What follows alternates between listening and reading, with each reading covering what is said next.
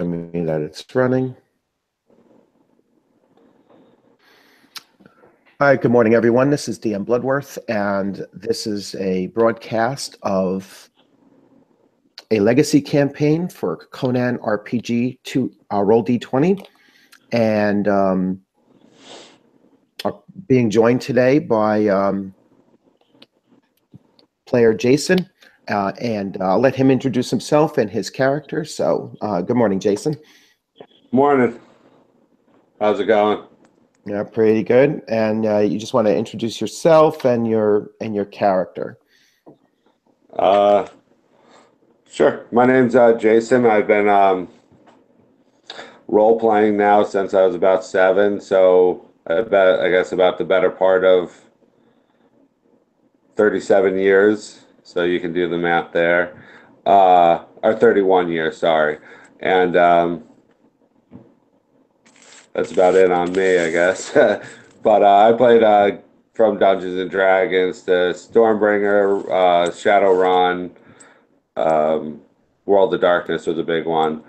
Um, but as far as my character's name is Kishan, and he's Vendeya. He is his archetype is a master thief, and his backstory pretty much is that he was son of a noble whose family was killed off by another noble family, and he escaped the massacre and then has been living on the streets uh, for about 6 or 7 years, and he that's where he really learned his thieving skills and everything to try to survive, and his goal is to not necessarily replace or get his family honor back by being, replaced in the noble houses, but more to just destroy all the other noble houses that had a part in it or just let it pass without any kind of justice. Okay, all right. That's an excellent intro. Let me see. For some reason, it's staying locked on, and I want to just be able to switch back and forth.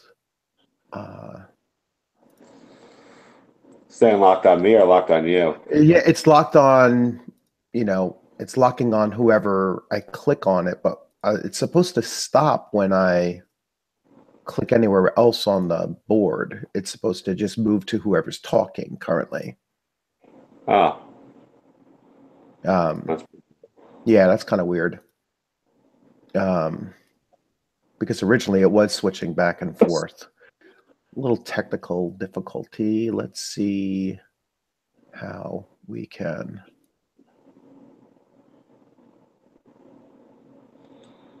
It's supposed to switch based on who's talking at the time. That's going to be a mess. All right, anyway.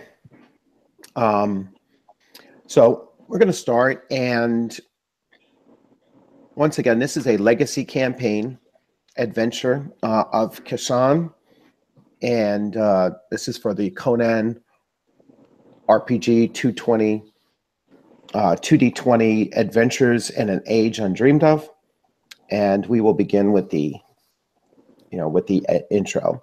So, as dusk begins to cast its shadow across the city of Corolla, Vendeya, this is a time that all forms of villainy and corruption rise from their hiding, having avoided the ever-seeing glare of the sun of the summer. It is during this magic hour that a young rogue, Kishan, makes his daily preparations for his night's worth of work.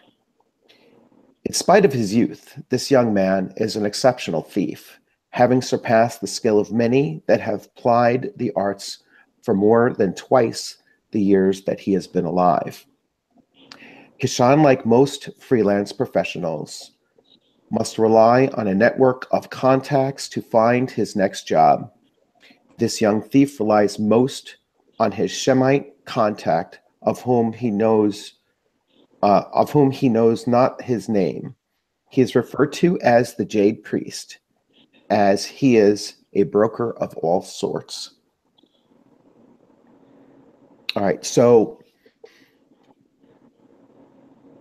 you can start by just explaining your like what your character does as far as preparing for your night's work. Um, okay. Well, the main thing I do is, make sure any gear that I have and need are uh ready to go. Weapons, arrows. Yeah, Um, yeah. If you want to just like explain like what you're actually carrying. okay. I have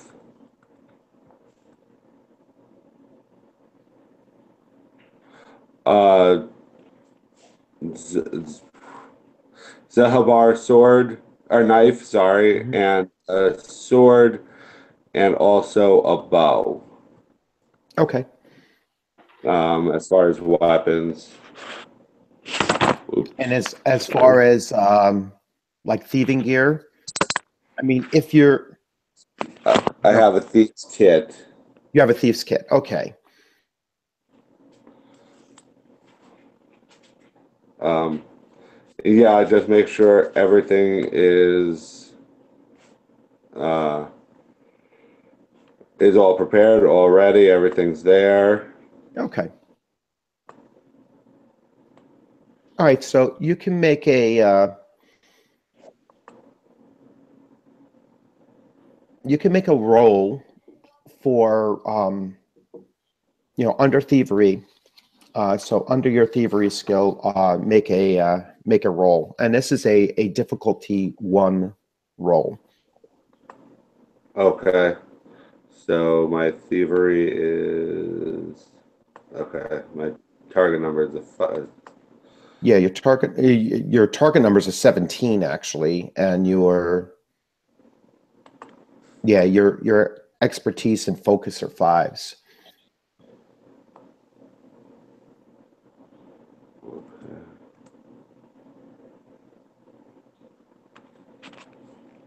All right, so you rolled a 15 and a 6, so that is two successes.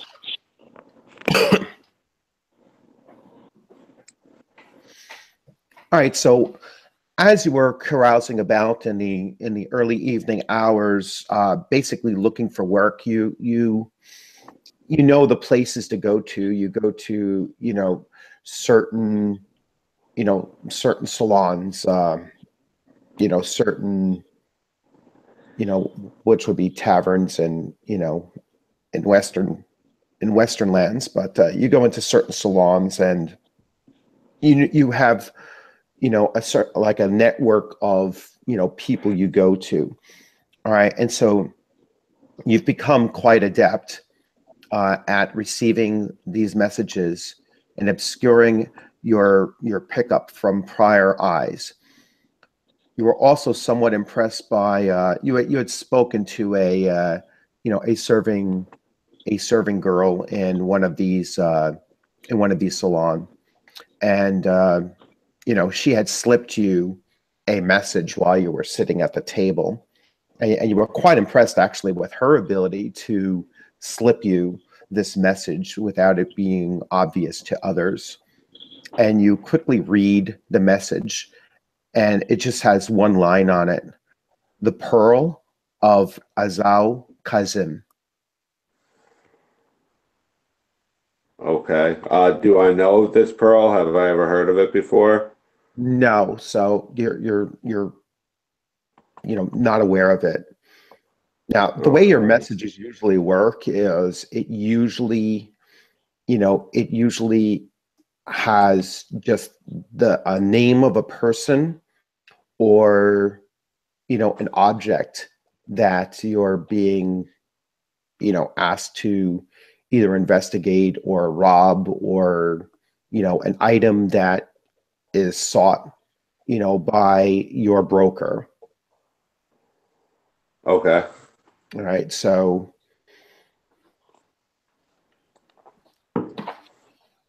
that's all you have is that one line, written on a piece of parchment.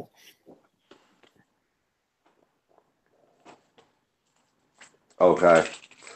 All right, so you're gonna, so you're sitting there and you're trying to think of, anything that triggers in your mind. So you can make a society roll, and this is a difficulty 2. Okay, society that falls under personality. Yes, Yes, it does. which is So an 8. yeah, it's an This 8. is gonna be Yeah. Yeah. good.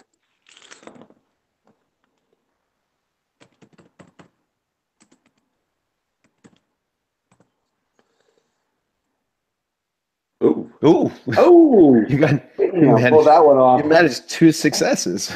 All right, so yes, and Society. let's see. Yeah, so it's still 2 successes. So but no momentum gains. So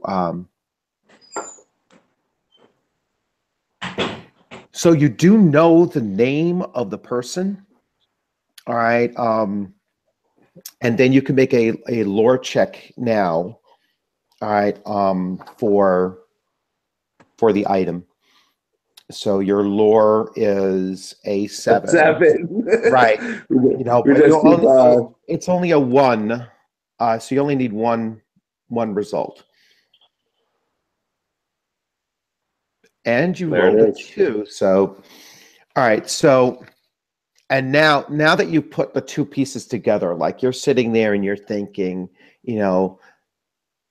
Azao Kim, Kazim, and it, the pearl and everything, and you start, racking your brain thinking about it, and it starts coming to you.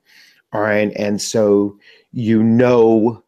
that this is a nobleman. He has an estate, and generally where it's at. And now you do recollect having heard that one of his reputed treasures uh, is this pearl. Okay.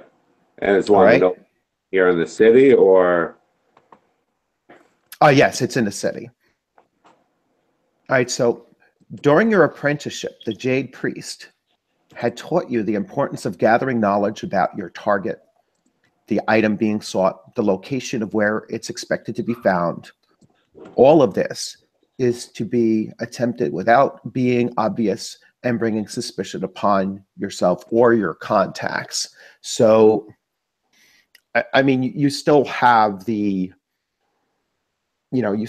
preparation period. Now that you know where it is, what it is, and who it's against, now you have to go on to your prep time? your training and your prep time. Yeah. Okay.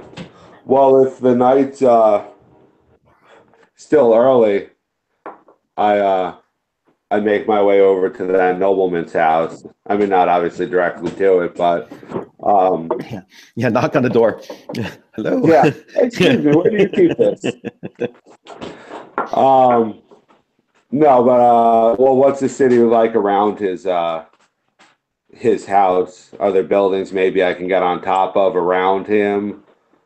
Yeah. His estate is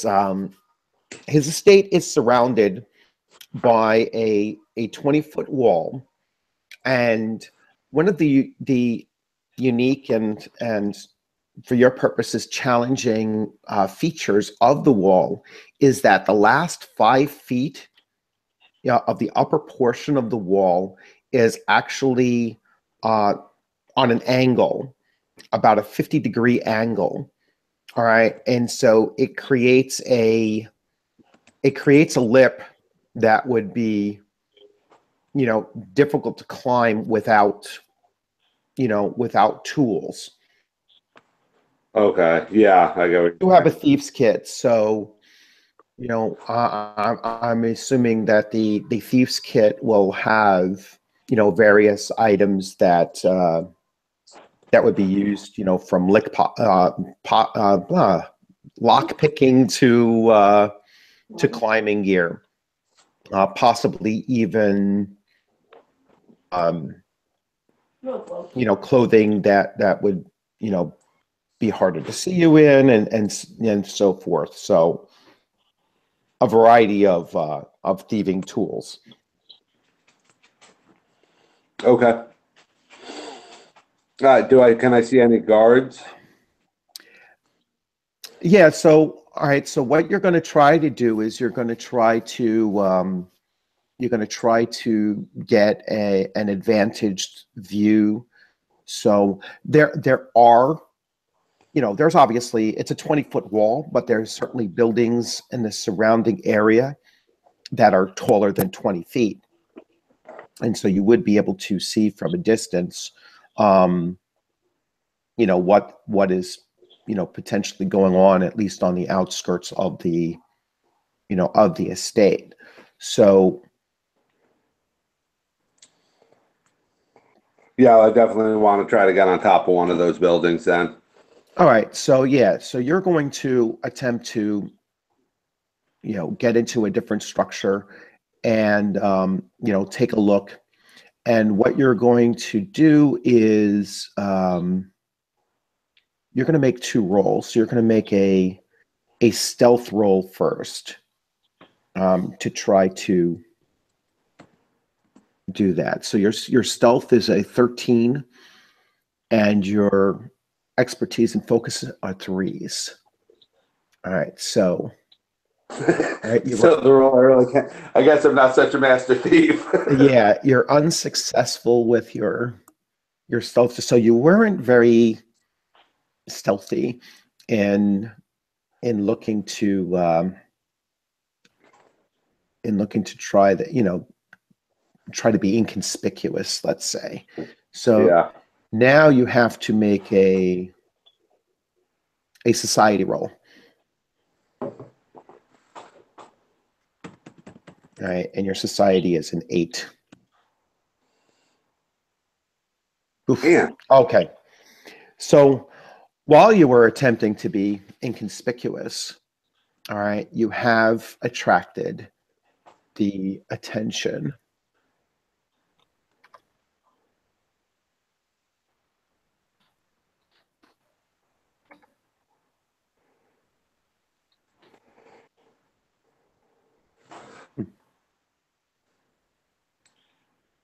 Okay.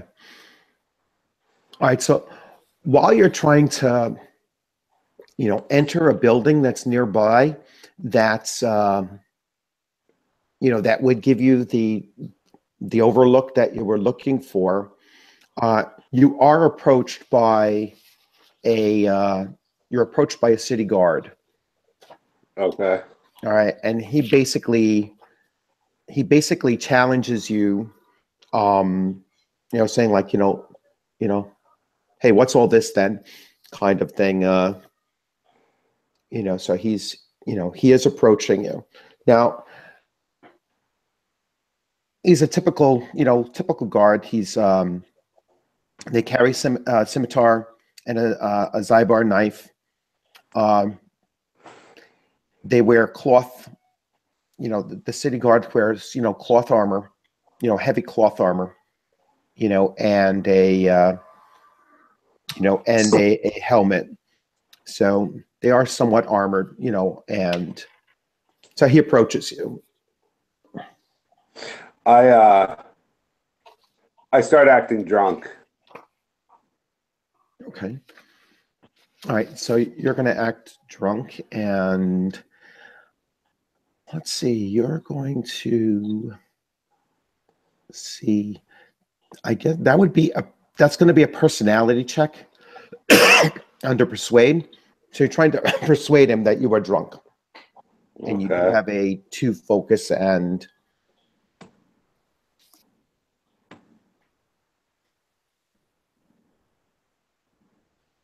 very good. Wait, a 9 and a 3. Oh wait, did No, I do greater than? yeah, you did I greater did the than, wrong but that's fine. Yeah. table. Hey, you know, but all right, so you passed. All right, you passed. So you're pretty sure you're convincingly drunk for him, and he just shoos you away. All right, and you stagger off. What time of night is it, or morning? It's it's still the latter part of the evening, Okay. so I So mean, I duck. I wander off drunk, Mhm. but I put myself in a position then where I can watch him, and I'll wait a little bit till he leaves. Yeah, he wanders, he goes off and continues his patrol or whatever. You don't know if he was just randomly walking around or actually on a route that he normally does. But again, that's something that you could also try to determine, just through observation. Okay. Um, So yeah, if you just stay by like the street and any surrounding area, you can use your observation skill and see how much, whether or not you can gather information about patterns of patrols and such. okay. All right. So what's that? Your observation is 15 with 3 as your focus and expertise.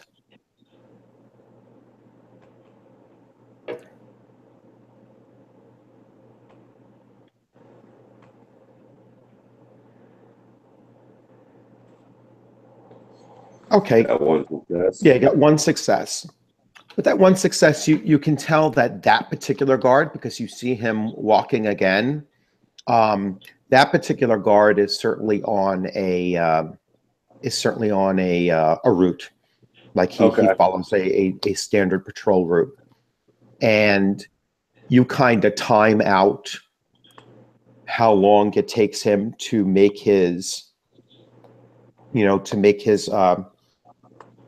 Route back. circumnavigation, his route. Yeah, and so you can wait until his next pass and then make an attempt to get up that building Okay. or get into that building, one or the other. Okay. Yeah, well, that's what I do. I All right. get some.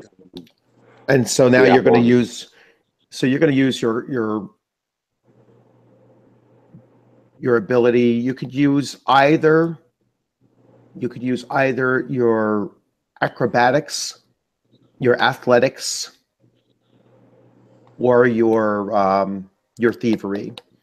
Um, yeah. I'll definitely go with thievery. Yeah, yeah. Your thievery is because that's using your thieves' tools. So if you're going to use your thieves' tools, you'll use your Yeah. thievery.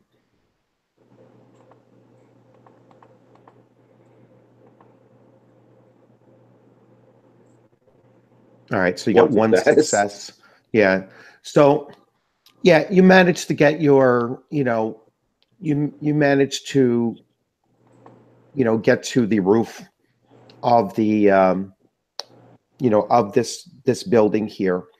Um, in some cases climbing, in some cases you know um, laterally moving around from ledge to ledge, and working your way kind of around the building to get better handholds and stuff, and you get to the top of the building, and so now you can look down onto the into the estate, and in the gathering darkness of the night, you can still make out the walls perimeter. You can see that there are several guards on the wall who walk around with lanterns. So they're at the top of the wall. So where there was that angle, then there's a platform where they walk around. You can also see inside the the immediate courtyard area is there appears to be like trees and gardens and that kind of, those kinds of features. And then in the very center is almost like a ziggurat like 4-story building. So it's it has four tapering off tiers to it, and there's certainly guards that walk along the bottom 2 tiers. So the top 2 tiers, and the very top is a circular like dome like feature, but the other tiers below it are still squared off, and the top 2 tiers, like I said, do not have any noticeable guards, but the bottom 2 certainly do. Okay, and how many did you say? 2 were walking on the bottom 2? Oh no, you see on the bottom 2, there appear to be, after you watch for a while, you can see that there are 2 guards on each side, and so they walk back and forth, meet in the middle, and then come back out again. Okay. On each side. You can see the far side of the structure, of the building structure, but you're assuming that it has 2 guards as well. So that would be, a total of 8 guards, on each tier of the structure. Okay. And how are they dressed? Can I tell, like armor wise? Yeah, in this gloom and everything, you probably can't you can't make out exactly. You're assuming they're dressed like, the typical city guards. I mean, this is they might be wearing something underneath, so you really wouldn't be able to tell that. But like captains of the guard, of the regular city guard, they wear hauberks, chain or scale armor, so heavier armor. But in most cases, people dress in, heavy cloth armor. This is a very hot, very hot climate, hot and humid climate. So wearing heavy armor outside of, known combat is something that they tend not to do. Yeah. Okay. Okay. Well, I keep watching for probably about an hour. Make sure that it's a pretty set routine. There isn't any kind of change up or just something different in what they're doing. Okay. So, yeah. So you, you gather, quite a bit of information as far as, their patterns of moving around and everything. And you're pretty sure, that you'll be able to gain entry, scaling the wall, and in the time frame that you can pass, through while there's no guard, at the center. Okay. All right. Your biggest obstacle really is to get your tool up there, whether it be a grappling hook or some other type of way of climbing up there, without that making sound.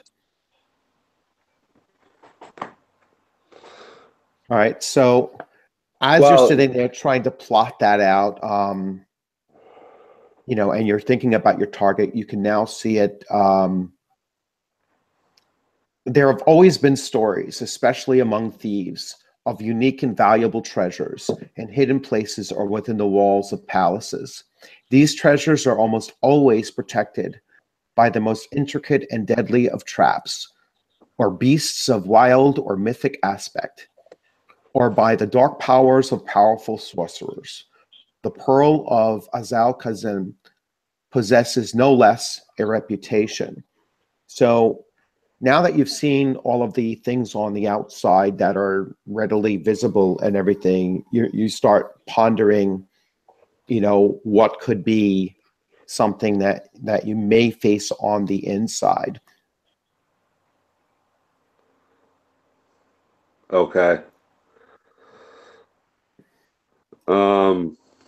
So should I make a lore check or something? Is there something that? Well, I mean, again, like you can go through and think about, well, what might I need?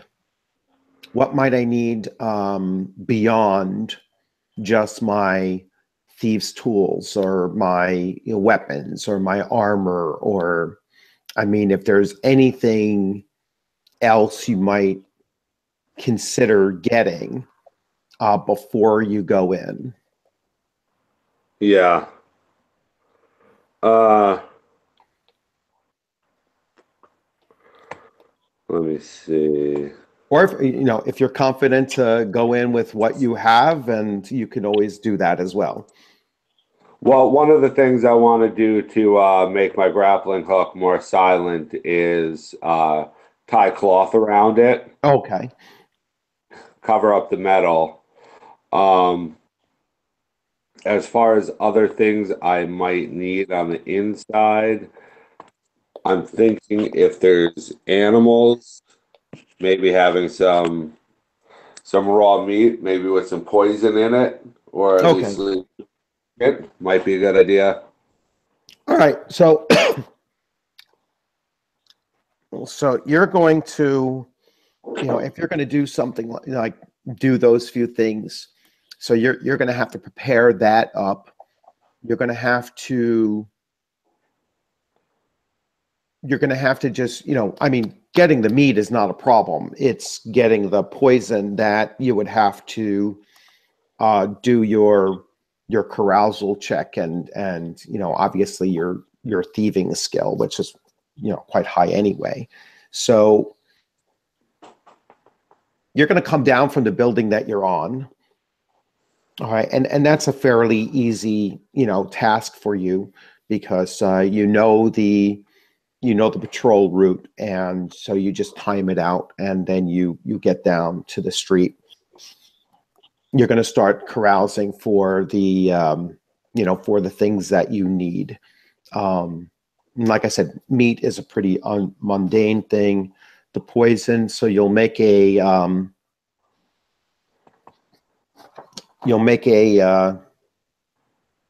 well, you could either make a society check or a thieving check. So I'll go with thieving on that one. yeah. And that's a D2. Oof. You Just made it. only have one success. Well, that was a D2. So it's not, quite as easy to to secure poison kind of secretly. And you haven't earned any momentum. Actually, Yeah. I did. I was reading my nature talent, Living Shadow. Anytime I try to perform the stealth check, I gain 1 point of momentum. Oh, really? All right. So you could use a point of momentum to Roll another dice. roll another dice. Yes. Okay.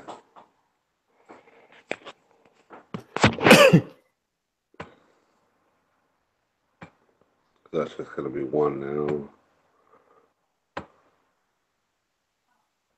There we go. So that would have been 2 successes. All right. All right. So you do secure the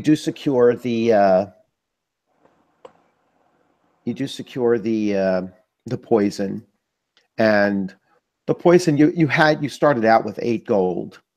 The poison probably cost you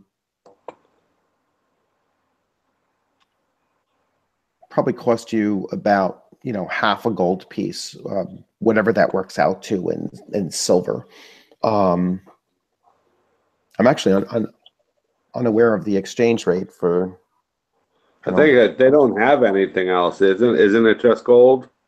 No, there's got to be something else. There's got to be. I actually never looked into that. Oh, what's the monetary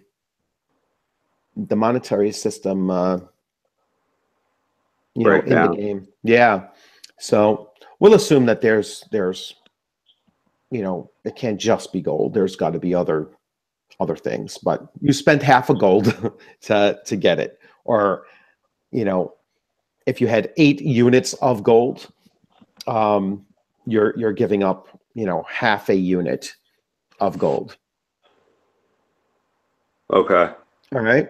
So, and now you have your poison, you have your meat, and you load it up and everything.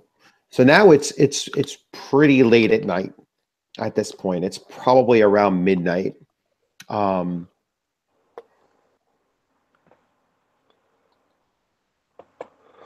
Okay. Well, I'm all right. Well, I'll call it for the night Okay.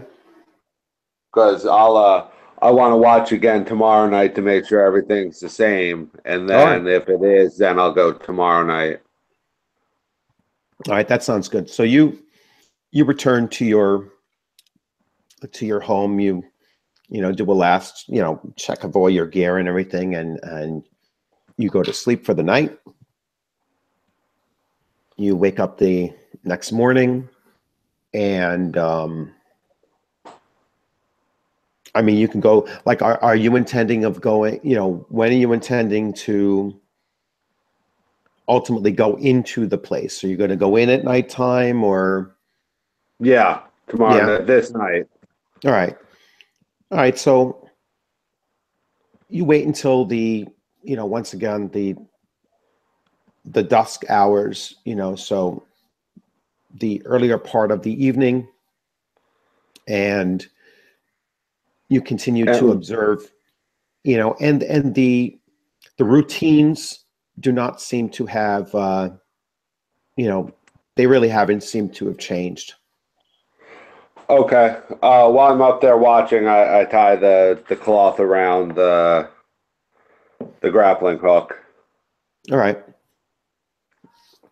and I get down then. While I'm up there, also I actually keep an eye on the route of the guards outside Okay. compound to make sure they're not going to walk by while I'm throwing a grappling hook or anything. Okay. So you're going to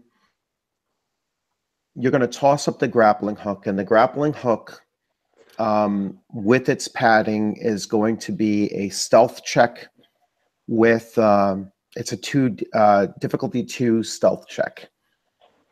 Okay. And Its stealth is at 13.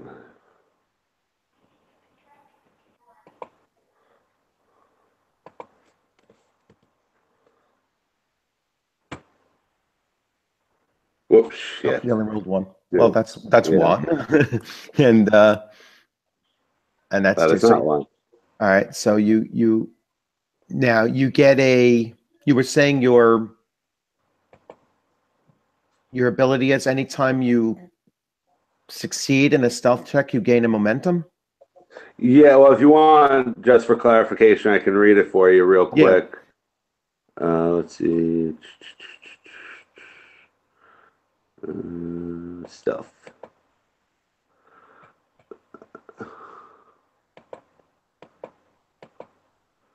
Really got to print this out one of these days.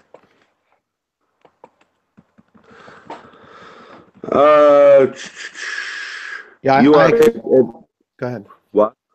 No, I was going to say I actually made my own character sheets, and I actually write out the basic information about their traits and you know, Yeah, skills and stuff. I need to do that on after this game. I'll print out the character record sheet. Um, Living Shadow. You are adept at using terrain effects and social cues to remain unnoticed by observers. When attempting to remain unseen or unnoticed, excuse me, unseen or unnoticed, you gain bonus momentum equal to your ranks in this talent. So I only have one rank in it. Right. All right, so when you're So successful, you gain one momentum. All right, so you can use that momentum to get a third roll. okay. Let's do it.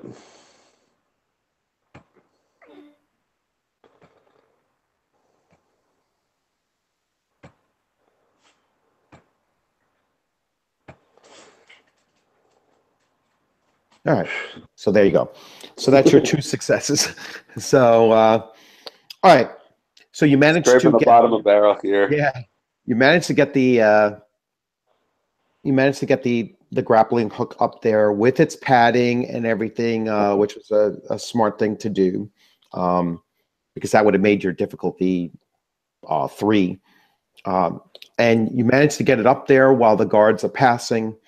Now you're just going to do a straight climbing ability, which is actually your acrobatics.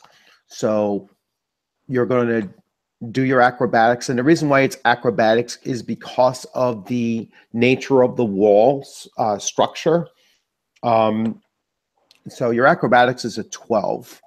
So roll 2d10, 2d20 under acrobatics.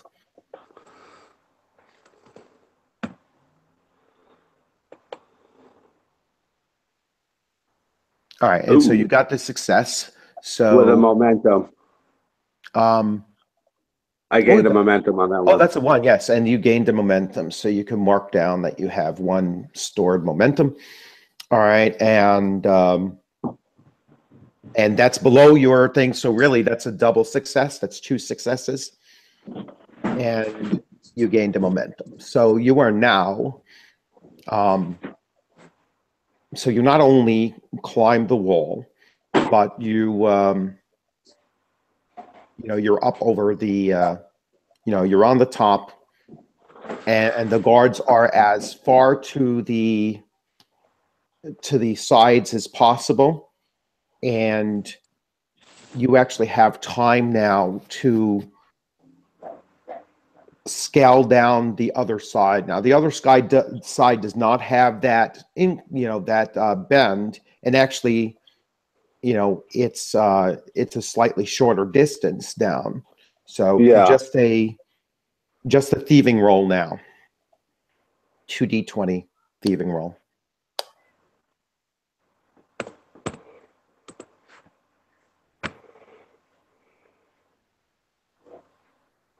A 7 and a 5, and that 5 is also your focus and expertise. So you gained another momentum.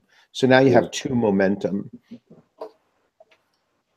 And actually, I will jot that down for your momentum pool. I'm keeping track of it over here too. All right.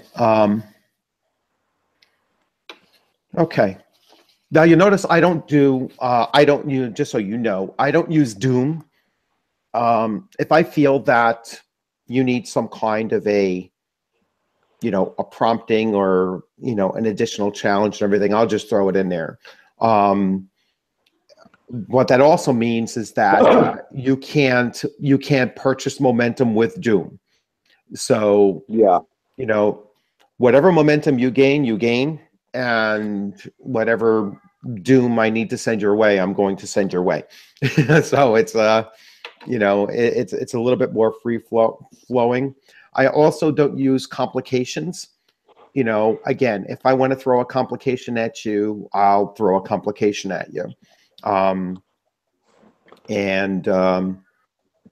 just to kind of streamline the action a little bit better and more story related than a whole bunch of dice rolls. So you drop down quietly within the walls of the estate and into what appears to be a garden area. There are high reeds and bushes, small ponds and fountains. There's a loose stone gravel walkway that run on two ovals around the entire complex, with spokes that all lead to the center where the ziggurat-like structure lays. All right, so you are now inside the garden area,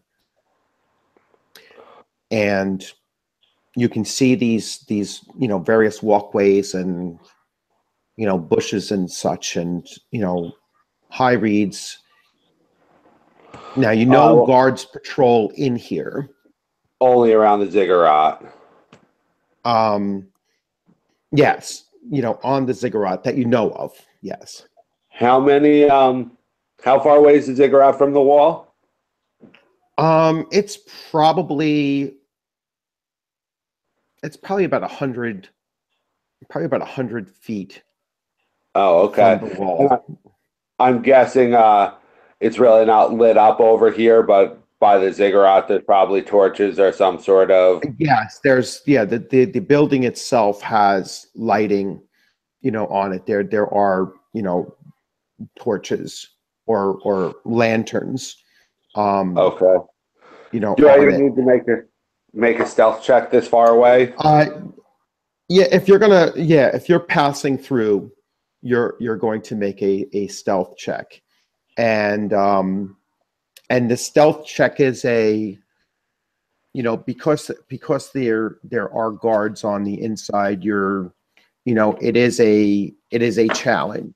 In other words, you're making a stealth check versus their observation checks. Okay, well, let me ask you this. How fast can I run in? I mean, do I think I can clear the 100 feet in the time that they, turn the corner, so to speak? The guards on the ziggurat are more stationary than the other ones, so they're really not patrolling back and forth. They're more stationary in their posting. And I'm guessing they're stationed by the door. Oh, well, yeah, there's certainly some by the door, yes. Yeah. Yeah. Okay. And how many are there by the door? There's two at the door.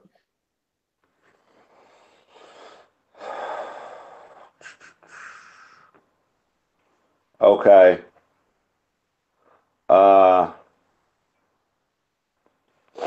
Well, I definitely don't want to get into melee with them. I'm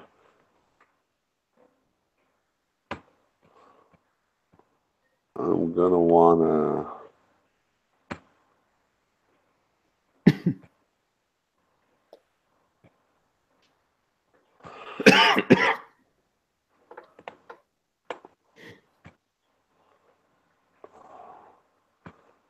Hold on one sec. I'm just looking something up quick.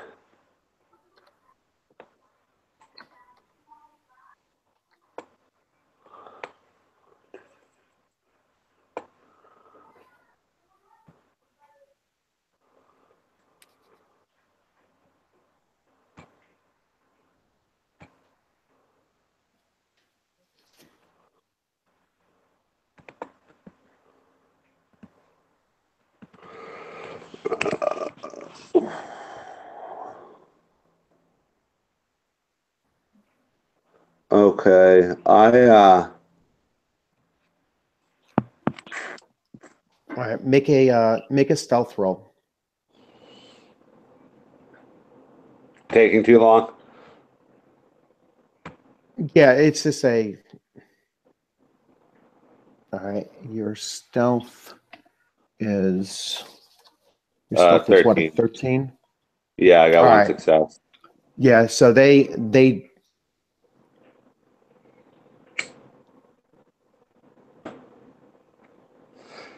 They you might what? want to expend Momentum. a momentum. Yeah.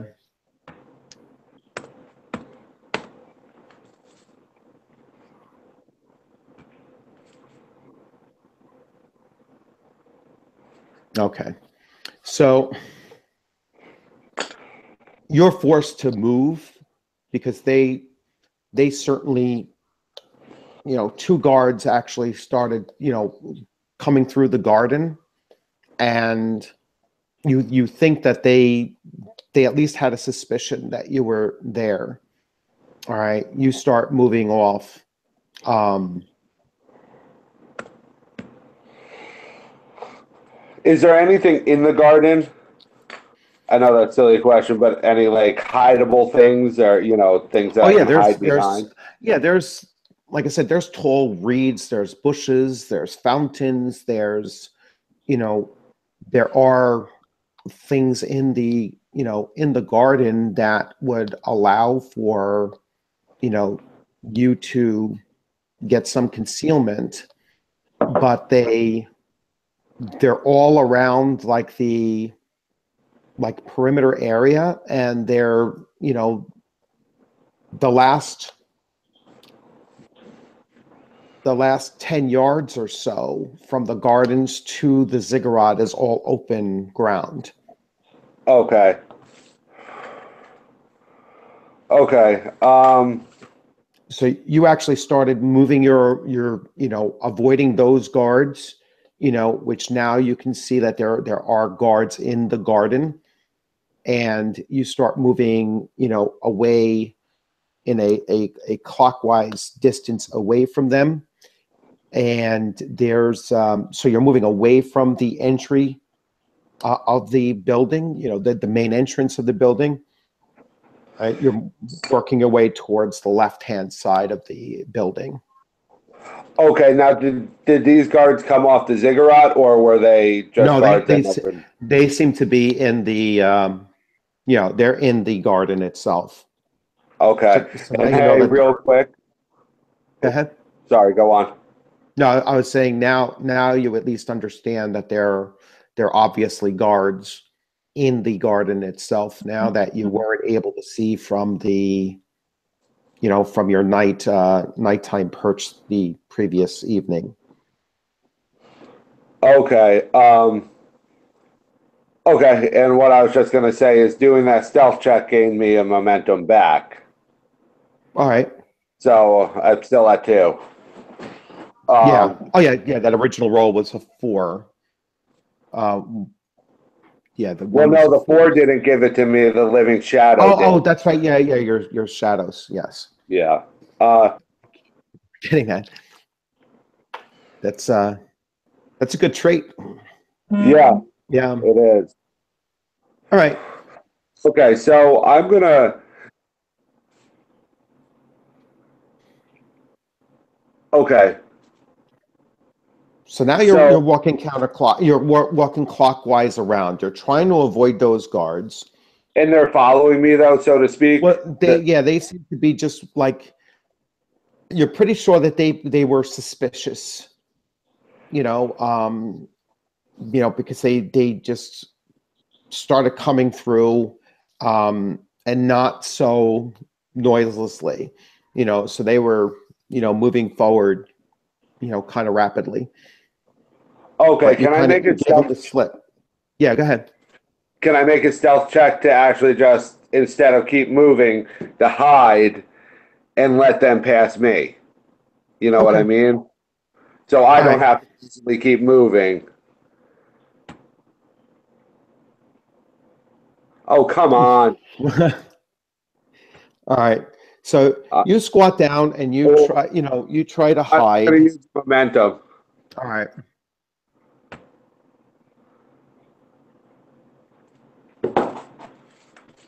And That's a success. that's a success. Just, 1. yeah, it's Just just one. Um,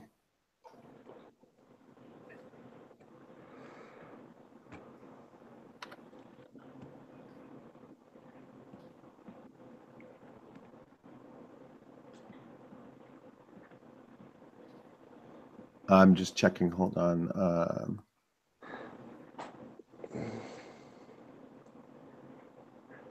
Just so you can see.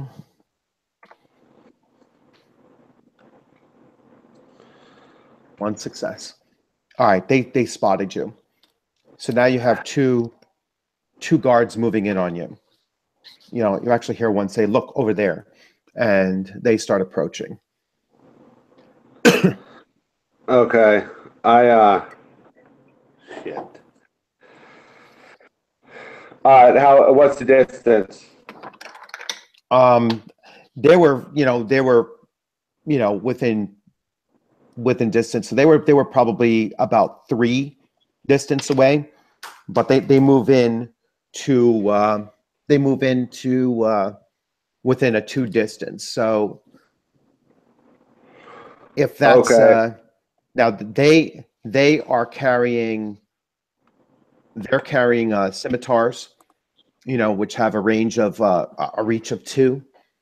So they're certainly within their scimitar range. Okay, I am going to do. Yeah, your weapons are. You have. Actually, your Zybar knife has a 2 range, as well as your sword. So.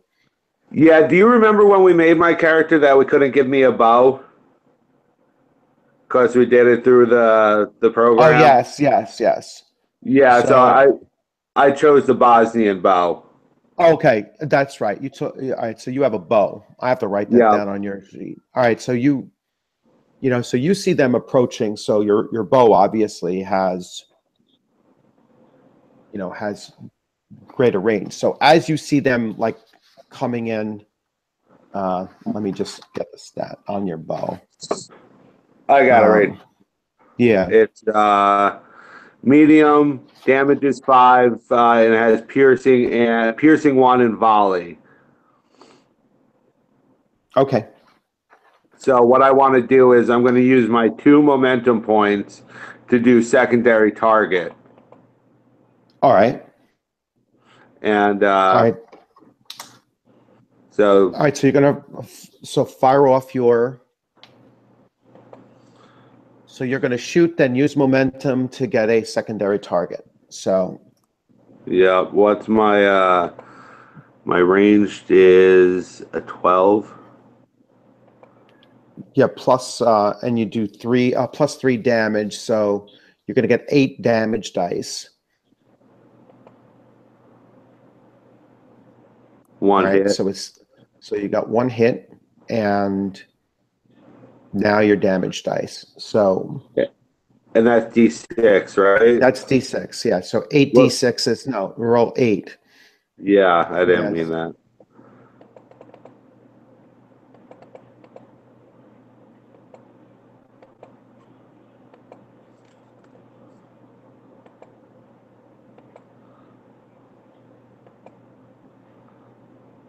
Jeez, crazy. All right, so let's see.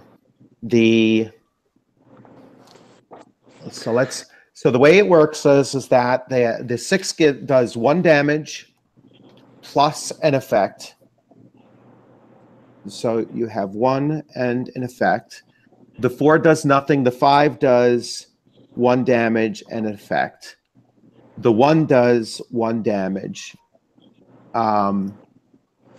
The 1 does 1 damage. The 3 does nothing. The 2 does 2 damage, and the 2 does 2 damage. So you dished out 1, 2, 3, 4, 5, 6, 7, 8. You did 8 points. All right, and 2 effects. So the 2 effects. You said the effects are volley and Penetration. penetration. Yep. So under penetration, you mean penetration or piercing? I thought it was. Let me double check. I thought it was penetration. Oh no, you're right. Piercing. My bad. Yeah. All right. So piercing. So I, piercing. This attack ignores X points of the target's total soak for each effect rolled. So you rolled 2 effects, so you're going to ignore. It's going to ignore two of the target's soak. All right. So that's so actually we'll make it. So now it's a 10. That's an easier way to do it. And then volley. Consumes no ammo. Oh, okay. You have it. Can be used quickly, allowing the wielder to unleash volley of projectiles. Thus, the wielders often carry bundles of ammunition. All right. So volley, adding a bonus D2. After a load of ammunition can be spent to perform a volley, adding a bonus D20 to range weapons test to attack and a +1 to the weapon's damage if the attack hits. Loads may also be used as a result of a complication. After a fight, spent loads can be recovered in the same as shots. So all shots attacked with a volley weapon does not expend any shots. The user has enough ammunition to last the fight, barring complication.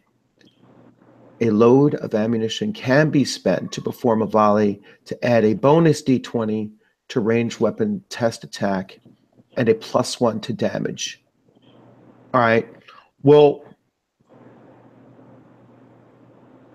so if you're expending loads, you can do an extra damage, an extra attack die, and an extra damage die.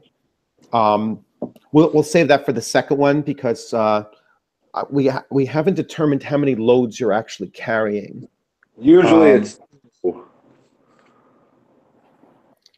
it's what? 2. It's usually 2. All right. Yeah, they usually give you 2 loads with a ranged weapon. All right. My other character is an archer, so. All right. So let's see what you did to the first minion. So you did a total of 10 points of damage, which would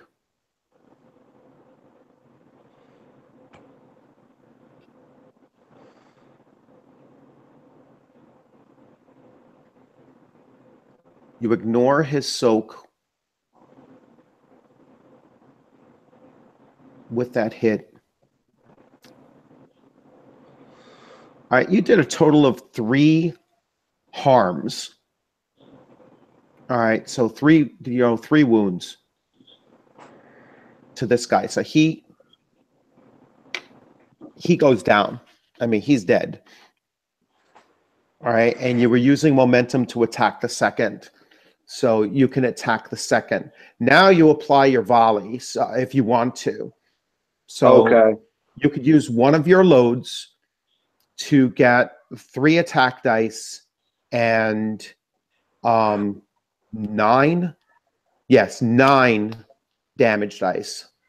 Well, the way secondary target works is a second target within reach of the primary target is also affected by the attack and suffers half the attack's damage, rounding down.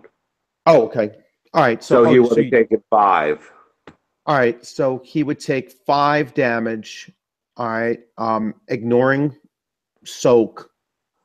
And so he takes 1 harm, which is enough to kill a minion anyway. So your second attack actually takes him down as well. Awesome. Okay, so right after I see that, I instantly do a stealth check to hide myself. Okay.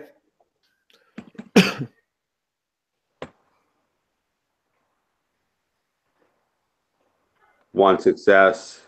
Okay. All right, and so you go back into hiding, or at least you assume that you're back in hiding. Yeah. Right, yeah. So now you're so you have 1 load left, and I didn't use volley. Oh, you didn't use volley. All right, so you're ready to move forward. Okay, so no one noticed this combat? Notice these two guards going down. No, it doesn't appear. Okay. Uh, okay. I move. Yeah, I move a little bit closer. I guess I got about that. About 15 yards out from. Well, you said 10 yards. The last 10 yards is open space. So the last like 30, there's about 30 feet of open Between us. ground. Yeah, between any kind of concealment and the outer wall of the ziggurat. Okay. And how much distance does that actually turn out to be? 30 yards is, I mean, it's certainly within bow range. Okay. No, but I was more wondering how quick they could get to me at 30 feet or 30 feet. 30 yards. They could certainly get to you within one action, yes, if they were, Okay. Charging, because that's, it's not a huge distance. They, they could use an action to get to you in that same round. Okay.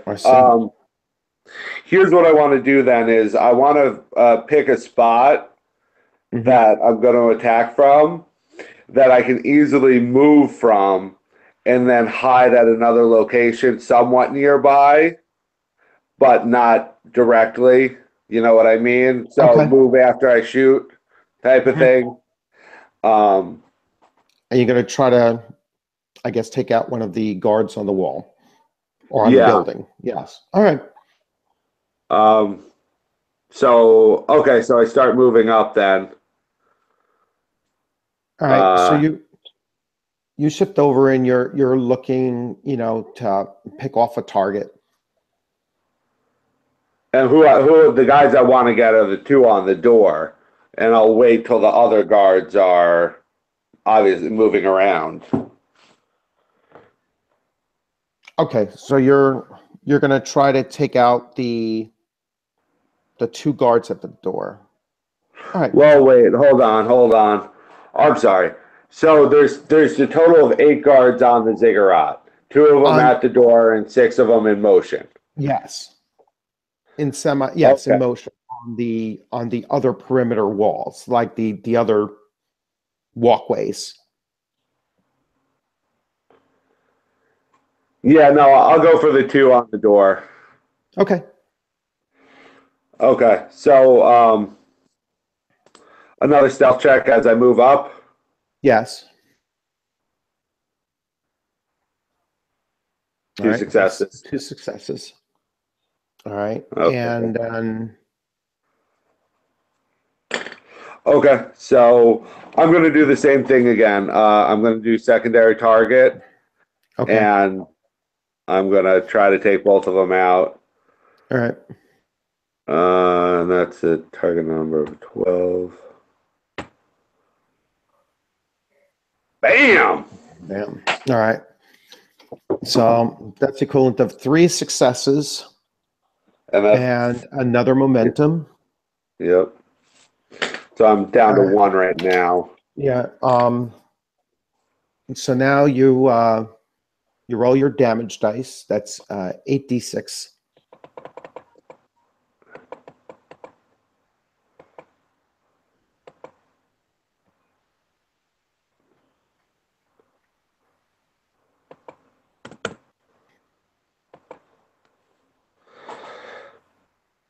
All right.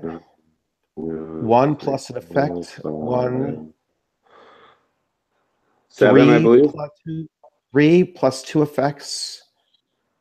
4 plus 2 effects. 5, 6 plus 2 effects. 7 plus 2 effects. So it's 7 damage plus 2 effects. Now, who picks the effects? The effect is based on the weapon. Well, no, so I get that, but can I do piercing twice instead of volley? Or do I have to in this case? The piercing happens automatically, And then the volley, because it's determined if you want to expend a load, the volley is the choice. The piercing happens automatic. Well, the way I understood volley is there's two options, or two parts of it. Yes. The first being the effect, and the second being if I wanted to voluntarily do volley, Right. which So shit I should have done. are you expending the load? If you're expending the load, then you would do another attack die and another damage die. Let me ask you this. I mean, I already got what, 3 successes? What is having possibly another success going to do for me? Nothing really. The only thing you'd be adding is the other damage dice. Which would just be another 1. Yeah, or no, it could be a 2, but Well, yeah, but another 1 yeah. die. Yes. And what, we did 7? Yeah, you got 7. So you already know that because you're ignoring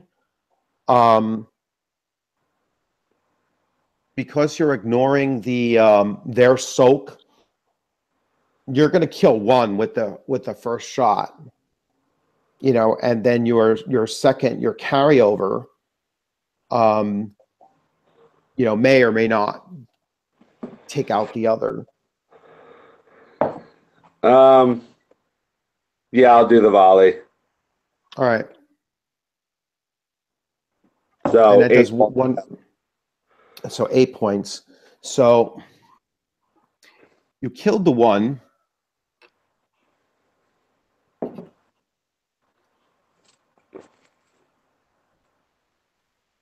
The other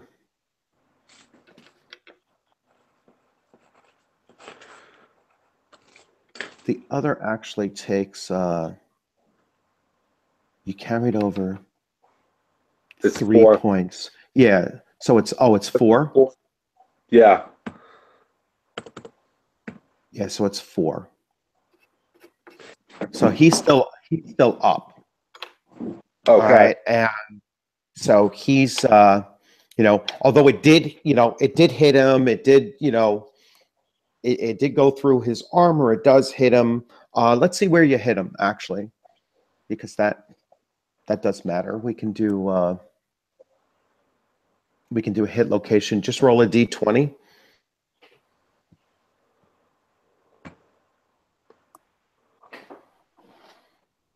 An 8.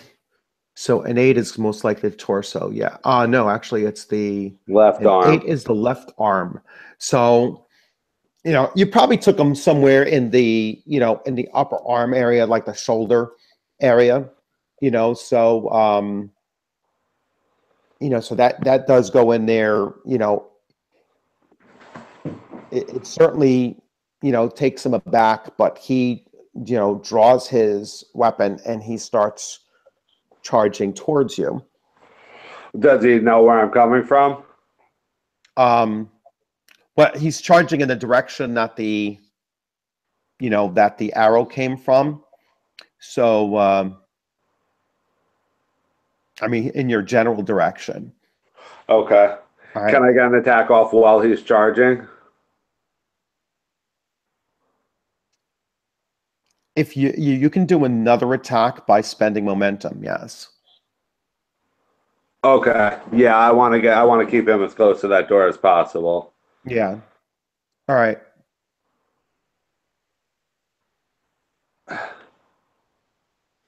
14, you're ranged. 12, I No. missed. Oh, you missed. All right. So, yeah, you try to fire off another shot and you missed him. So he's going to attack you now. All right. And now he has a.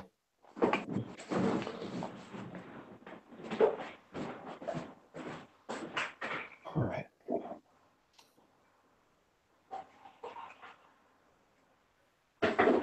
I'm still here. Just Yeah. grab some more coffee.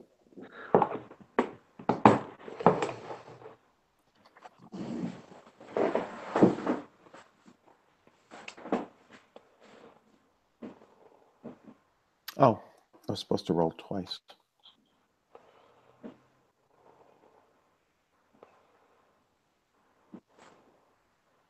Um,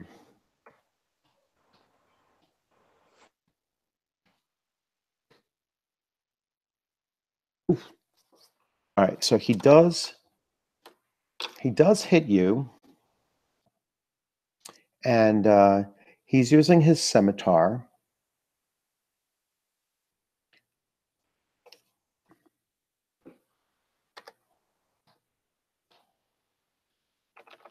I have to remember to type roll.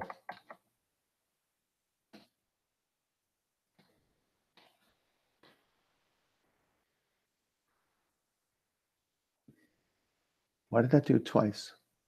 Oh no, did once. So he did a total of 4 damage and 2 effects. So his weapon, he hit with this. Oh, the scimitar has qualities of parry. So he hits you with his scimitar. Oh, you dropped out.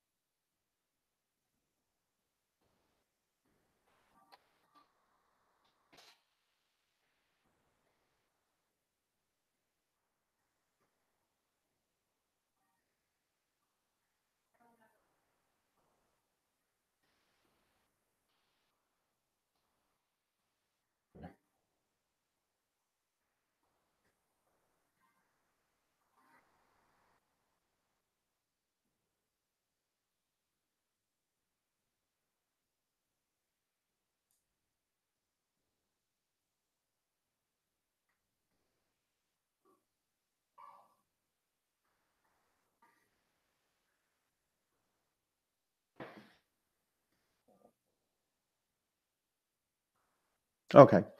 All right, so we're going to take a few minute break, and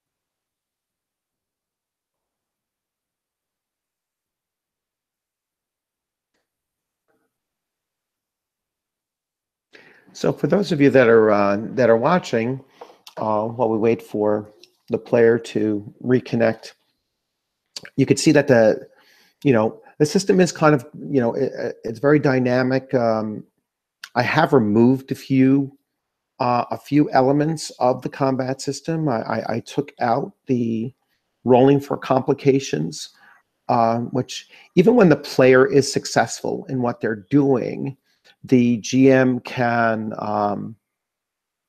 or is supposed to roll for complications to create a circumstance um, that may in fact hinder even the successful roll.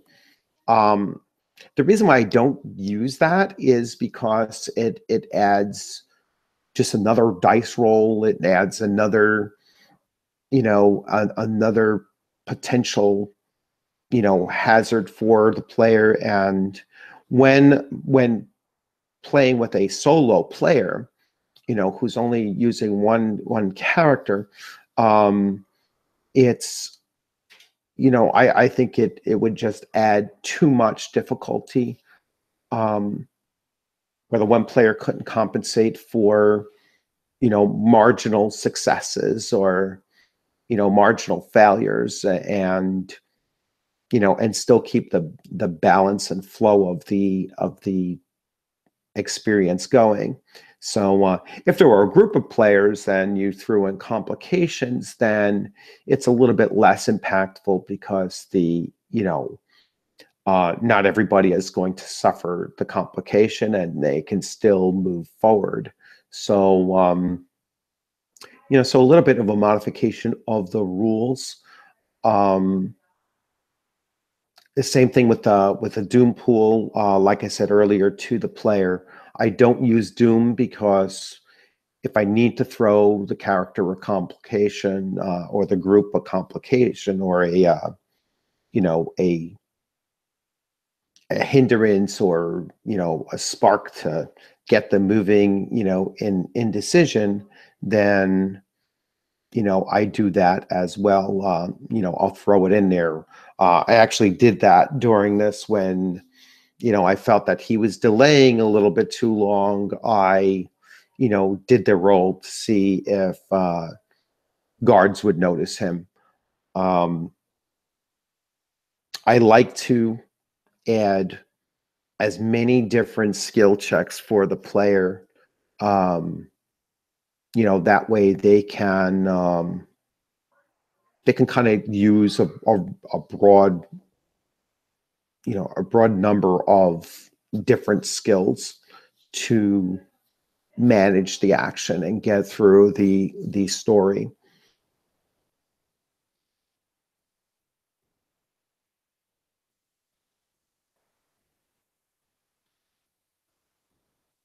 I mean, so far on this adventure, he has used his agility skills of acrobatics and melee and stealth. Under awareness, he's used observation and thievery. Under brawn, he hasn't used anything. I mean, obviously, he's about to use his resistance because he just took some damage in an attack. Under coordination, he obviously is a ranged combatant, and so he's using his ranged weapon skill. Under that, under intelligence, he did do a lore check earlier on. Under personality, he used both persuade and society. Willpower, he hasn't used discipline or sorcery yet, so he has used 1, 2, 3, 4, 5.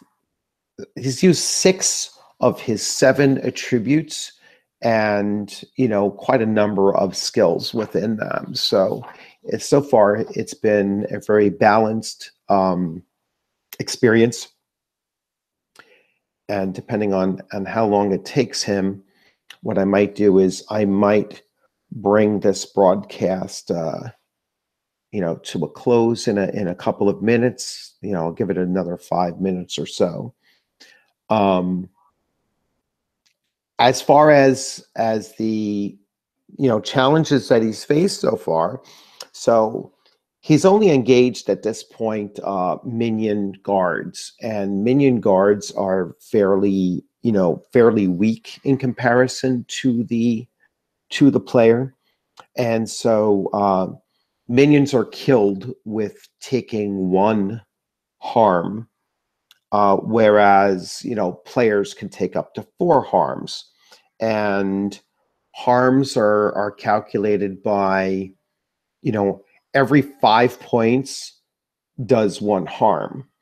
And so if you look at his first attack, he did 10 points of damage, which because he was able to ignore the soak of the which is the defensive value of the NPCs, because of his effect, he was able to discount their soak, and so it bled through and it created enough damage that it was able to carry over into the next character or the next NPC minion, and that's why he was able to incapacitate or kill the first two.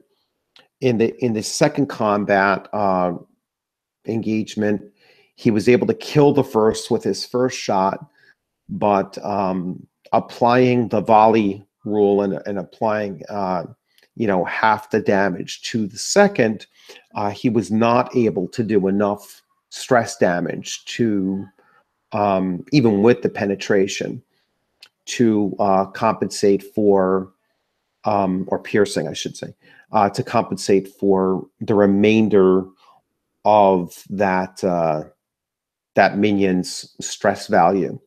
And so he was able to withstand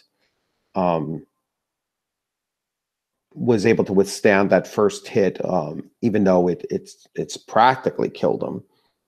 And he was able to attack.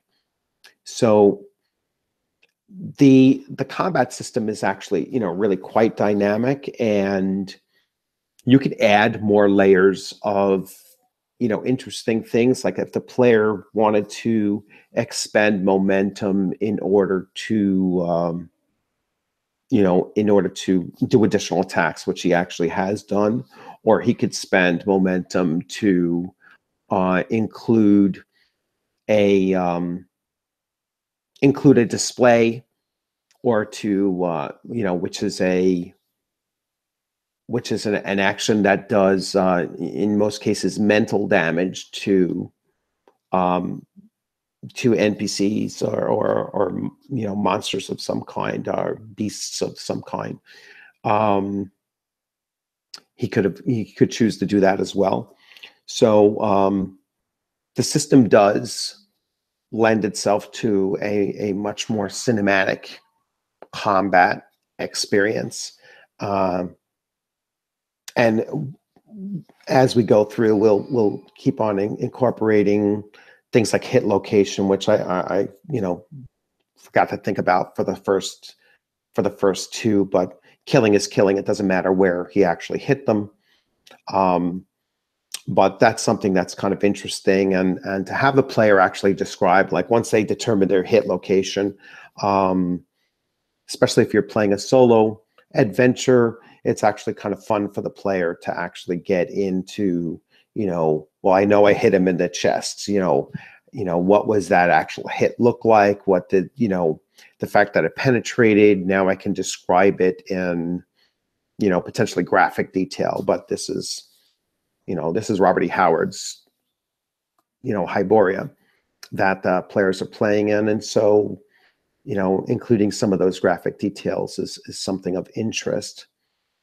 So what I'm going to do is, since it appears that he might be gone for a little bit, I'm going to wrap this up and call this section 1, of the adventure, and